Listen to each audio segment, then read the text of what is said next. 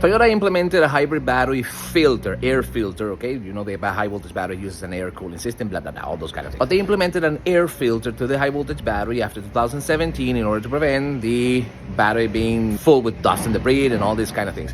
But the thing is, that has a very big downside.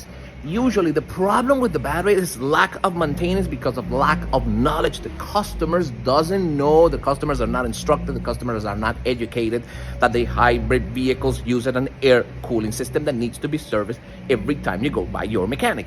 So let me show you what's going on with this filter with the high voltage battery 2017, never serviced before. Let me show you. Look at how much crap it's attached inside here. Inside the filter, of course, especially if you use shiny Emerald.